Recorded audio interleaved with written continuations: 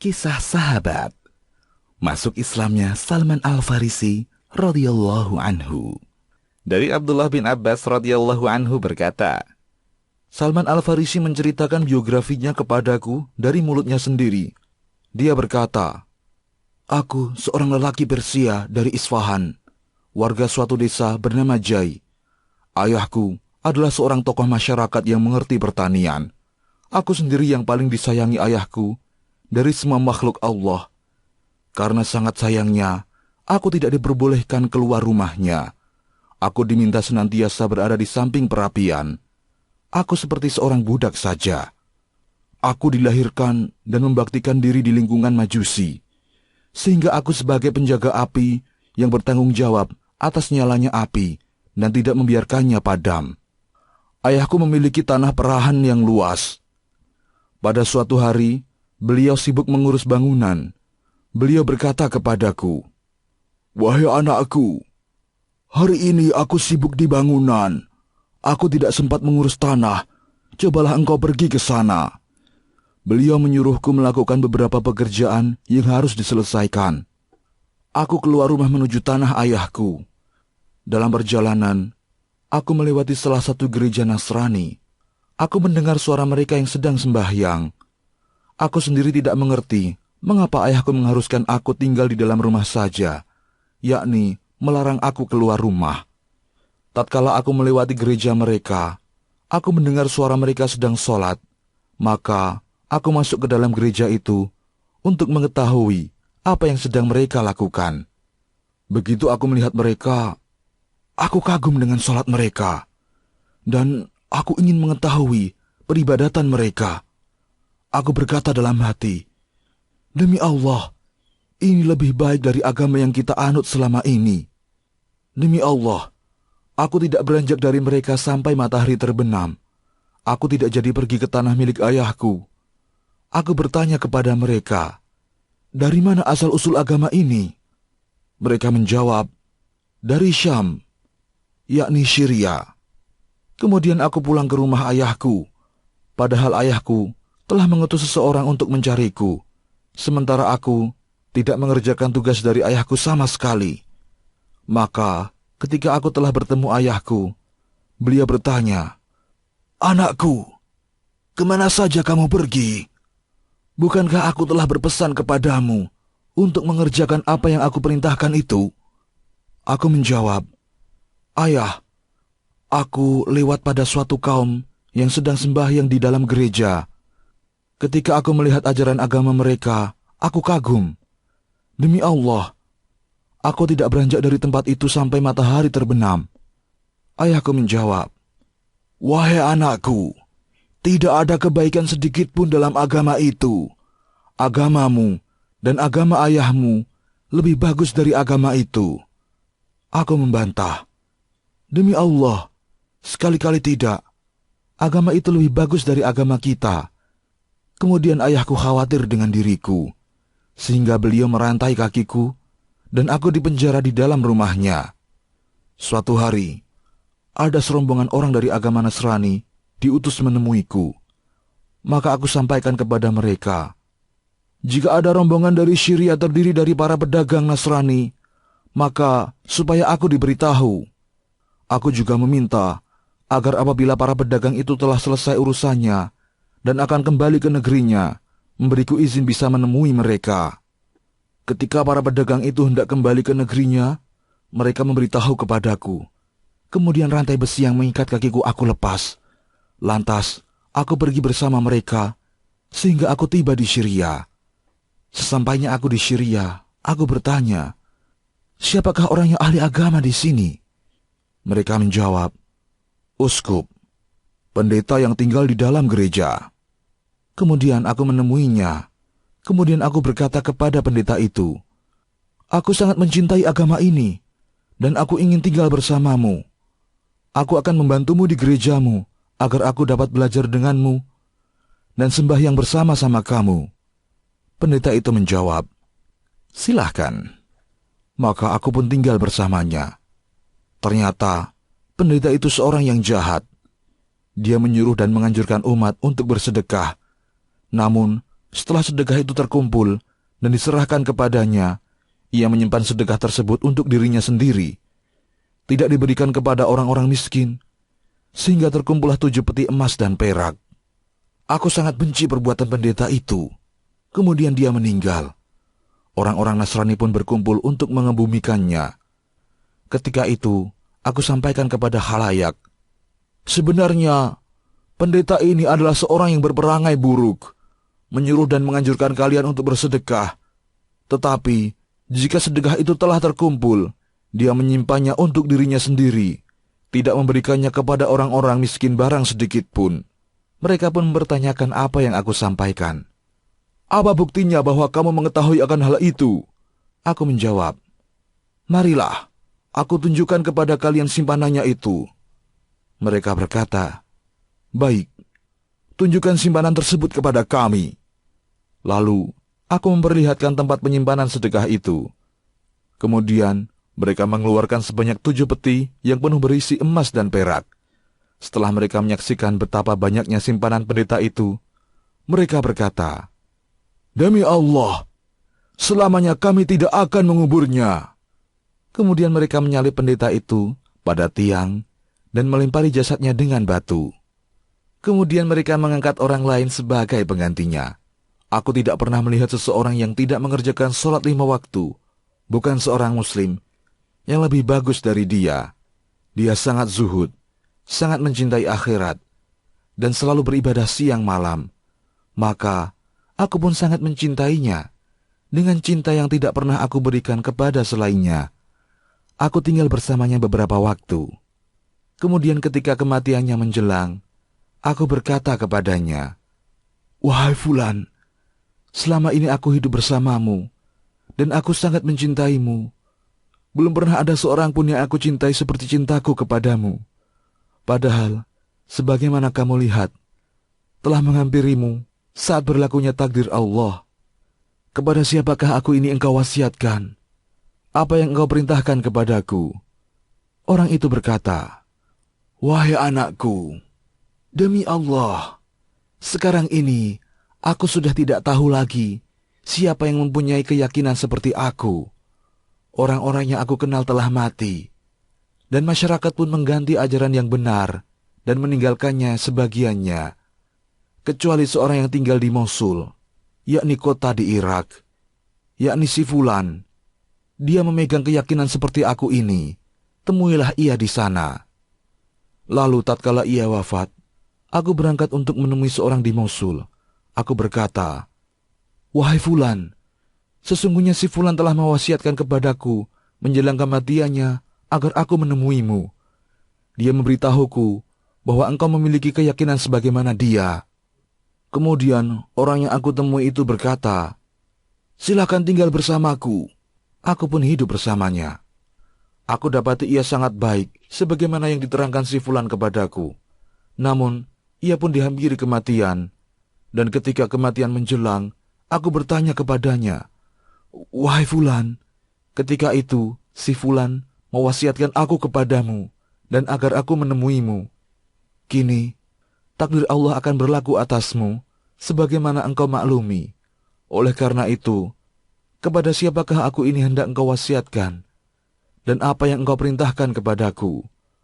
Orang itu berkata, "Wahai anakku, demi Allah, tak ada seorang pun sepengetahuanku yang seperti aku, kecuali seorang di Nasibin, yakni kota di Aljazair, yakni si Fulan. Temuilah ia." Maka, setelah beliau wafat, aku menemui seorang yang di Nasibin itu. Setelah aku bertemu dengannya, aku menceritakan keadaanku dan apa yang diperintahkan si Fulan kepadaku. Orang itu berkata, "Silakan tinggal bersamaku." Sekarang, aku mulai hidup bersamanya. Aku dapati ia benar-benar seperti si Fulan yang aku pernah hidup bersamanya.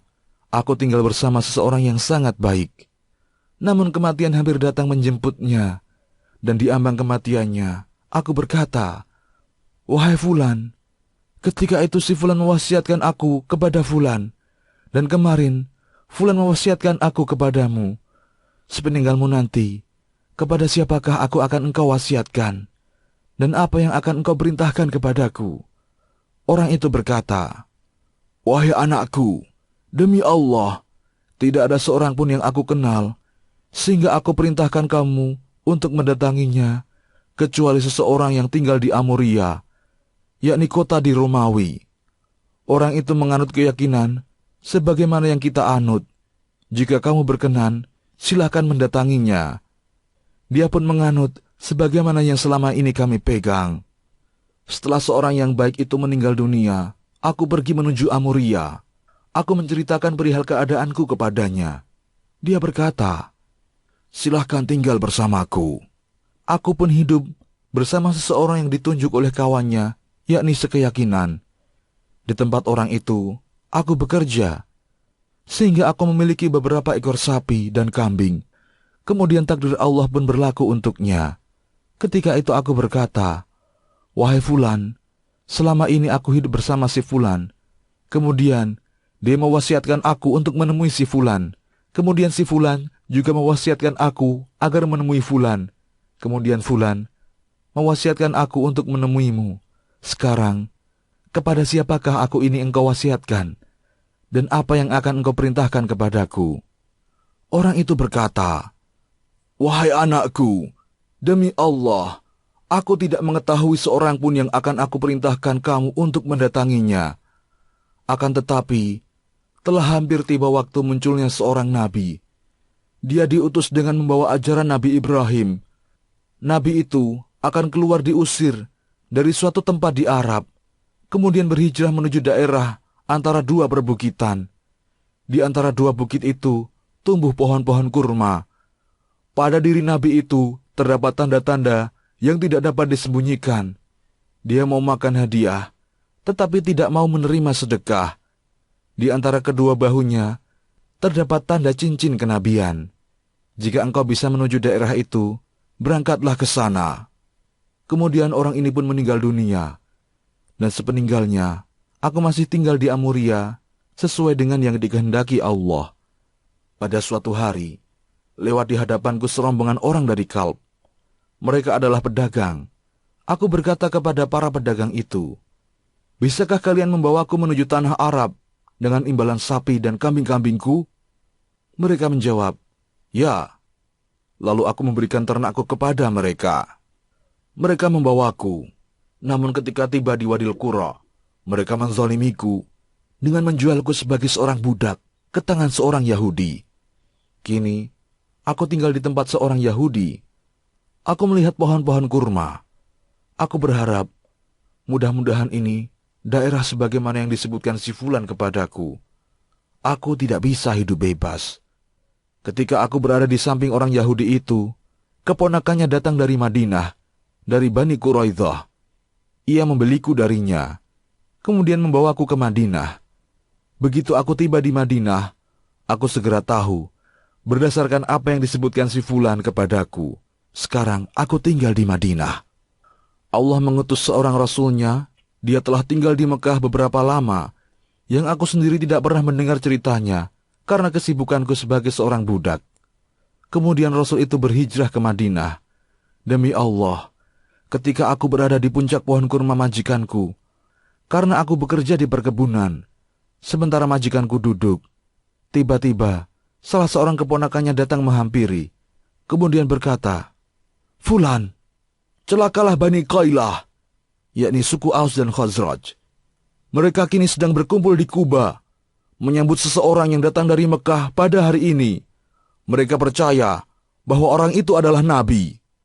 Tatkala aku mendengar pembicaraannya, aku gemetar, sehingga aku khawatir jatuh menimpa majikanku.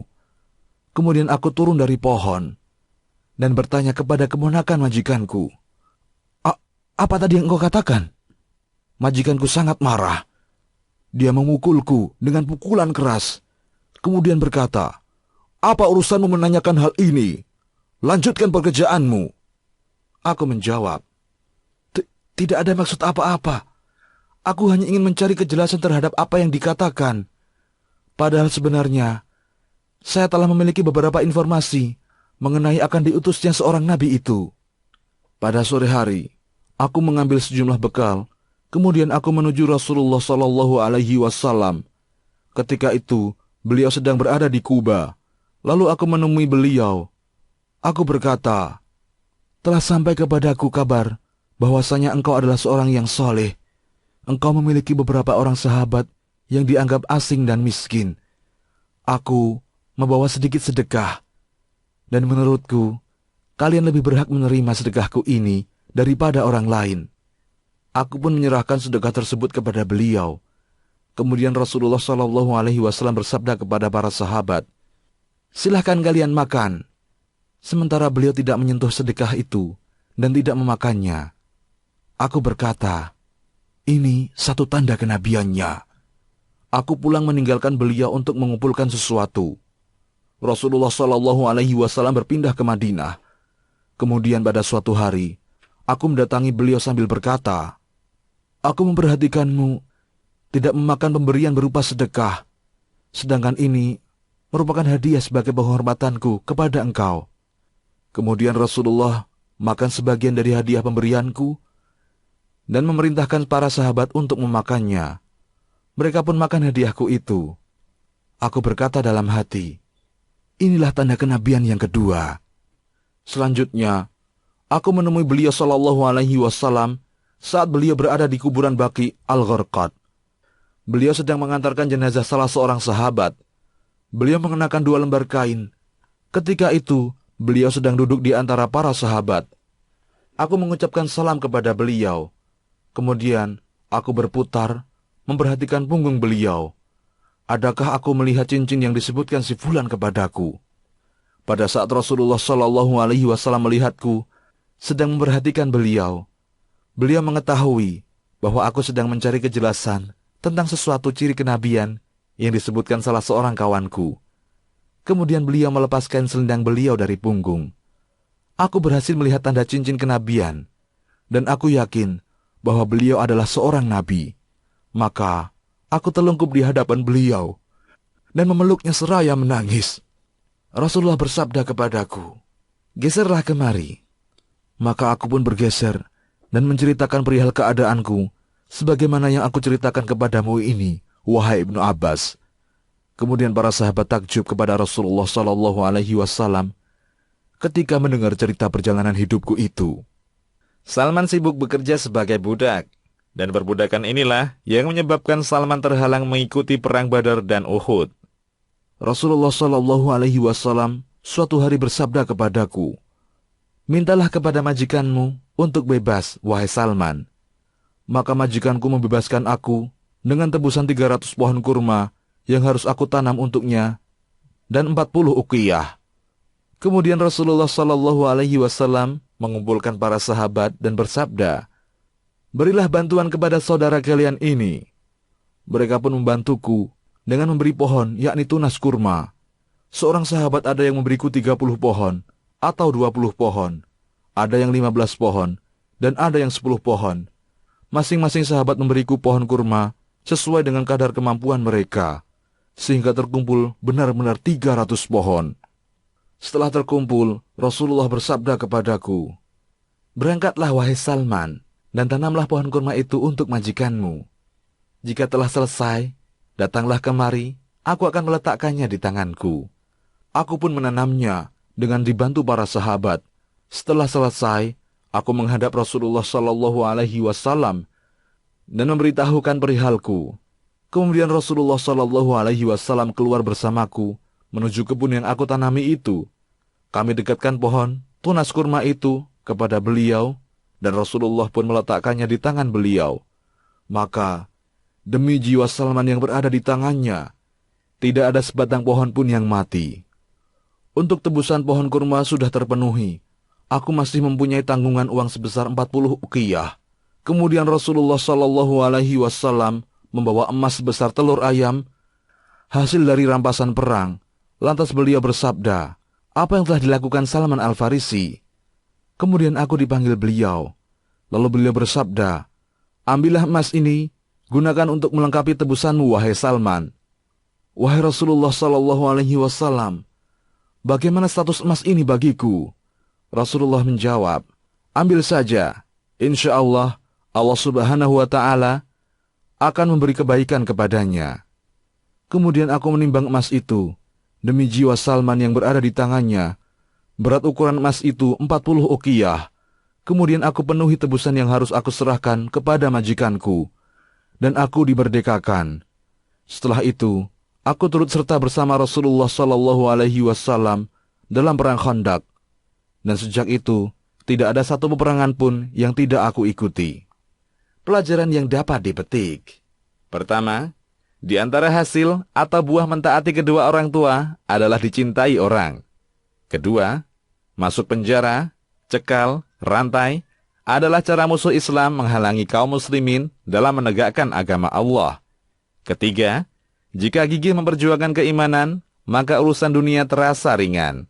Keempat, berpegang kepada keimanan lebih kokoh dari seluruh rayuan. Kelima, hendaknya seorang mukmin senantiasa siap mental menghadapi segala kemungkinan.